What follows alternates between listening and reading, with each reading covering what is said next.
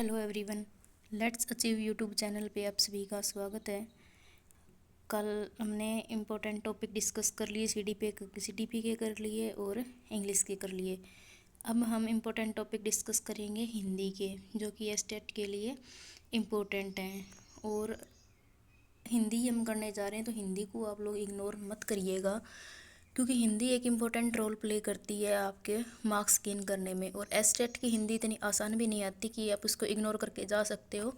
कई बच्चे ये सोचते हैं कि हिंदी तो हम कर ही लेंगे, अपने आप ही आती है, तो उसके चक्कर में ना पड़ें और अपनी हिंदी को टिप्स के ऊपर रिवाइज करें, क्योंकि ये आसान सब्जेक्ट है, इजीली सभी बच्चे ग्रैब इसको कर सकते हैं। तो आप अपना जो हिंदी का सब्जेक्ट है उसको स्ट्रॉन्ग रखें। उसके लिए मैं आपको हिंदी के इम्पोर्टेंट टॉपिक बता रही हूँ। संधि, समास, उपसर्ग, प्रत्यय, संज्ञा, लिंग, वचन, कारक, सर्वनाम, विशेषण, क्रिया, वाच्य, काल, अव्यय, वाक्य विचार और विराम चिन्ह, ये आप कर सकते हो। उसके साथ ही इसके जो वोकैब का पोर्शन होता है वो भी इम्पोर्टेंट है, जैसे पर्यायवाची हैं, अनेकार्थी हैं, विलोम शब्द हैं, श्रुति संभिन्नार्थक शब्द हैं और वाक्यांश के लिए एक शब्द है। तो इनमें से आपके ये पर्यायवाची शब्द, विलोम शब्द और वाक्यांश के लिए एक शब्द मोस्ट इम्पोर्टेंट हो जाते हैं। आप हर रोज़ 5-5, 7-7, 10-10 जितना भी आप कर सकें, पहले जैसे पर्यायवाची शब्द कंप्लीट कर लिए 2 या 3 दिन में सारे, फिर विलोम शब्द कर लिए, फिर वाक्यांश के लिए एक शब्द कर लिए, फिर दोबारा से यही इनकी रिपीटेशन एग्ज़ाम तक आप करते रहिएगा। तो ऐसा करके आपकी जो हिंदी की जो ग्रामर है और वोकैब है वो वाला पोर्शन आपका कवर हो जाएगा अच्छे से, और हिंदी में आपको मार्क्स दिला सकती है। हिंदी एक आसान सब्जेक्ट है, इसको इग्नोर करने की कोशिश मत करना और ये आपको नंबर दिला सकती है। एस्टेट का जो एक एक मार्क्स का जो दुख होता है ना, वो उन बच्चों से पूछो जिनका 89 पे आके रुक जाता है, 88 पे आके रुक जाता है और 90 वाले क्लियर कर जाते हैं। तो इसीलिए मैं आपको बता रही हूँ कि हिंदी के ये टॉपिक मोस्ट इम्पोर्टेंट हैं और इनको आपको अच्छे से करना है। इनमें से सिर्फ और सिर्फ चार ही जो है वो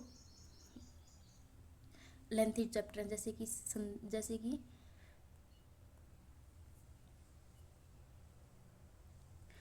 कि संधि है,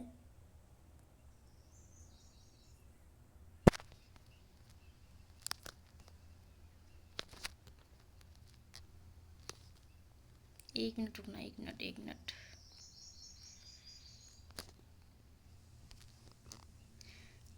जैसे कि जो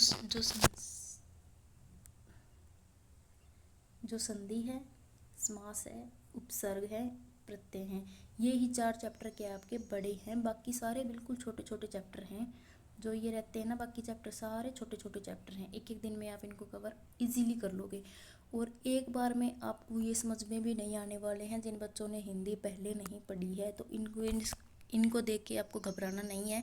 आप इनकी मल्टीपल टाइम रिवीजन करोगे तो आप इजीली इनको कर सकते हो। संधि आपसे एक दिन में नहीं होगी और समास आपसे एक दिन में नहीं होगा, उपसर्ग प्रत्यय आपसे एक दिन में नहीं होंगे। बाकी सारे जो चैप्टर हैं वो एक एक दिन के हैं और आराम से आप इनको कवर कर सकते हो। और इसके लिए अगर कोई बच्चा कोई यूट्यूब चैनल फॉलो कर रहा है तो वो करते रहिए। अगर कोई बच्चा बुक से पढ़ रहा है, मैं हिंदी के लिए बुक प्रेफर करूँगी, यूट्यूब चैनल मैं आपको प्रेफर नहीं कर रही हूँ। आपकी जो मैंने पढ़ी थी वो बुक थी सौम्या हिंदी थी, विदित पब्लिकेशन की। मैं ये आपको बोल के बता रही हूँ, मैं यहाँ लिख भी दे रही हूँ आपके लिए। जो बुक का नाम था वो था सौम्य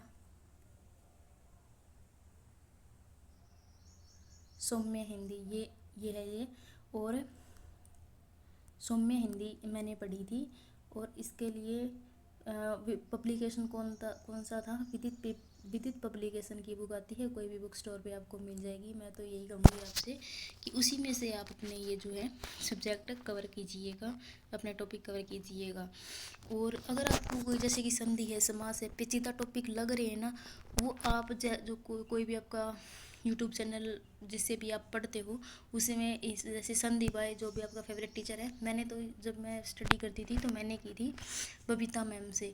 संदीप भाई, बबीता मैम, संधि और समास मैंने दोनों बबीता मैम से क्लियर किए थे, जो कि बहुत अच्छे से हो गए थे। बाकी एक दो मैंने इनमें से जैसे कि वाक्य विचार वाला टॉपिक है और बच्चे वाला आराम से समझ में आ जाएगा। काल अव्यय ये आराम से आ जाते हैं। क्रिया और वाक्य विचार ये वाले मैंने, और कारक ये वाले मैंने किए थे निशा मैम से, और बाकी आपको बुक से इजीली कवर हो जाएंगे। तो ऐसे करके आप अपनी हिंदी को कवर कर लीजिएगा। अगर वीडियो हेल्पफुल लगी हो तो वीडियो को लाइक शेयर एंड सब्सक्राइब कर दीजिएगा। मिलते हैं एक नई वीडियो के साथ। कल की वीडियो में हम रीजनिंग और मैथ के दोनों के एक साथ टॉपिक कवर कर लेंगे। Thank you so much. Bye bye, take care.